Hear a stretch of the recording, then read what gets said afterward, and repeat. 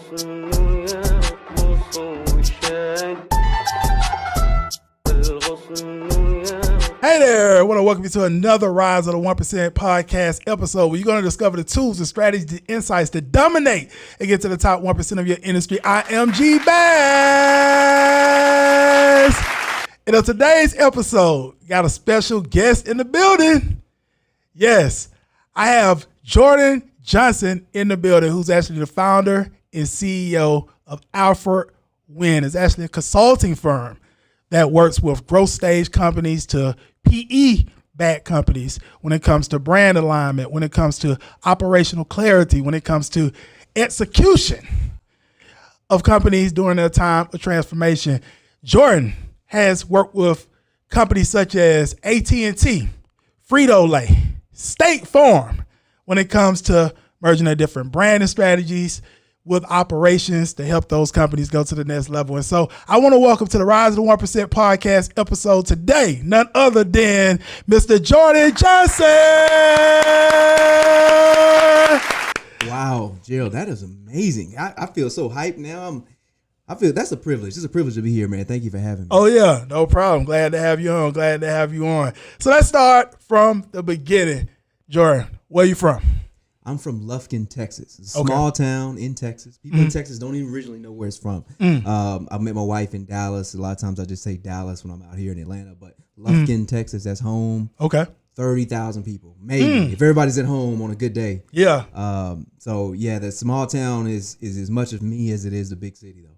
Oh, wow. Wow. Lufkin, Texas. Okay, that's my first time hearing it. I've been to Dallas. Yeah, but that's my first time hearing it. The people in Texas, that'd be their first time hearing it, too. Oh, wow. Gotcha. Okay. All right, Joe, let's talk a little bit about your upbringing coming up in Lufkin, Texas. Like, let's talk a little bit about you growing up. How was that?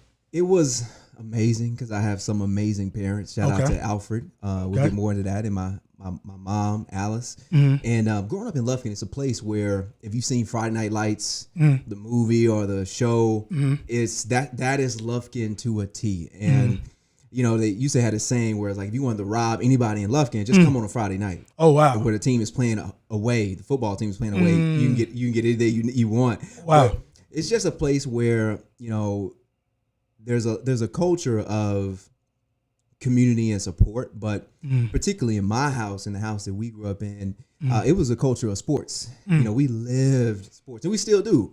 My dad has just sort of created this foundation for us where, you know, sports was the way he taught, and it's the way he still teaches. You know, we grew up in a household where, you know, if you were preparing for your big exam or you're preparing for some test, you know, the question will be back like, have you watched the film? Like, what's your competition look like? And, you know, that type of teaching is something that for us just became a way to simplify stuff that was complicated. Yeah. So I do it now, and, you know, it's been such a amazing foundation for just how I go and move through life now, of just like what that's sort of like sports language and, you know, what the metaphor of that has meant for bringing me up. I got one older brother who is, you know, my protector in a way, and, you know, he'd appreciate hearing this too, is that, you know, we do very different things in life, but he'll always be big bro to me. And that's just amazing. So growing up, it was just the two of us. Yeah. My brother and I, and then, you know, my parents. Gotcha. Okay. All right. And so you played sports. I did a little something.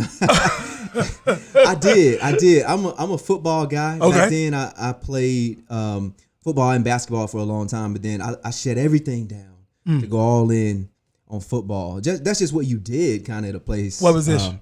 Luffy. I was a linebacker back in the day. So I'm missing about 40 pounds. My wife's probably like, you don't need them. I'm missing about 40 pounds that I had back in the day, but that's just what I thought I had to do. I claim the fame for Lufkin. Shout out my man Des Bryant. We played ball together in high school. So we went from the same place. And that's just the caliber it was. You kind of had to play if you wanted to kind of have a little swagger to yourself. I'm like, I'm on the team. I'm a Lufkin football Panther, varsity Panther. Okay. Gotcha. Okay. All right. So pretty much, okay, so you played sports in high school. So what happens after high school? What did you do now?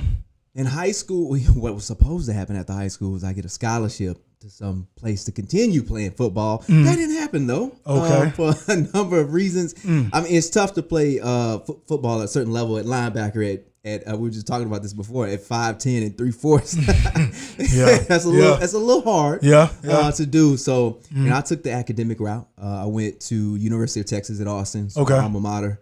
Shout out to UT, Hook 'em Horns this year. I'm in SEC now. Yeah. I'm just saying. Gotcha. And that was just such an amazing experience though. Coming from Lufkin to, I say it all the time, Lufkin being a small town culture, 30,000 people.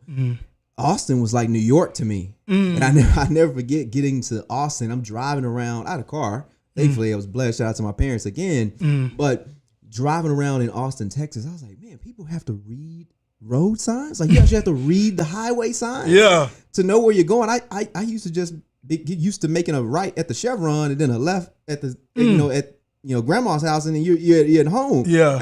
So when I got to Austin, it was just a little bit of a culture shock. Getting a chance to sort of be dropped into something that was so much bigger than what I had been used to. And Austin's not even like a massive city, but to Lufkin is, like I said, it's New York. Yeah. I've been to Austin. Yeah. So that was a little bit of a culture shock too. I got a chance to be immersed into some different cultures. Yeah. Sort of like forced to be uncomfortable with that a little bit. And I'm thankful because those cultures and environments that I got dropped into in Austin ultimately became the same cultures and environments of my career. I mean, they became mimicking environments of the same meeting rooms that I was in. They became mimicking environments for the same types of coworkers that I would have.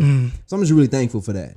Gotcha. What did you take up at the University of Texas? What did you study? I actually studied sport management. Gotcha. Of which at the time it made perfect sense because I was going to really do this like sport agent route. I changed from that for a number of different reasons, but just the management of sports as a business, I think helped a lot because the language and this lens of sports is still, you could almost say it's a strategy. It's still a strategy that I apply to day-to-day life, day-to-day challenge, day-to-day projects, day-to-day opportunities.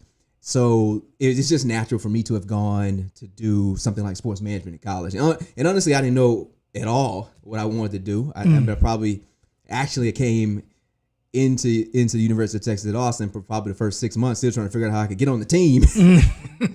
Yeah, it's attempting to make the team. Gotcha. Yeah. It was a hard one to let go. For me, I bet it was a hard one to let go. Yeah, but you let go of some things. It's like you let go so you can grab on to something else. Right.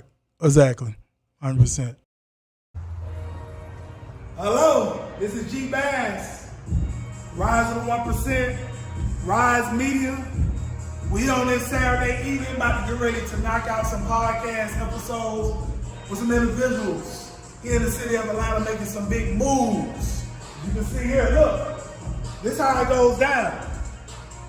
Here when our guests come and sit down with myself, G Bass, otherwise the 1% of Rise Media, to have that conversation, to share the story, share the journey, share what you got going on. So listen, everybody got a story, everybody got a journey.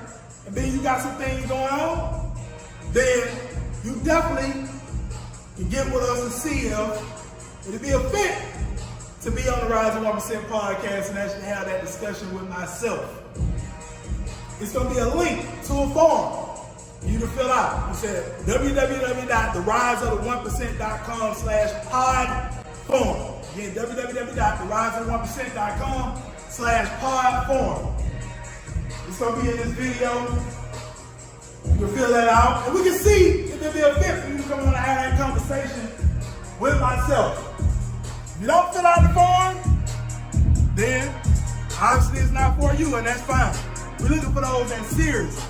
Those that's serious about rising to the top 1% are already in the 1%. That's what we're looking to sit down with myself right here. As you can see, Rise Media. Rise of the 1%. This is how we get down. We have a great time and have a lot of fun doing it. So once again, if you're serious, make sure you fill out the form. We'll look over the form, see if it's a fit. If it's a fit, we'll reach out. If not, we won't reach out. We'll just continue to move forward. But with that said, this is G Bass. See you soon. Have a great one on purpose.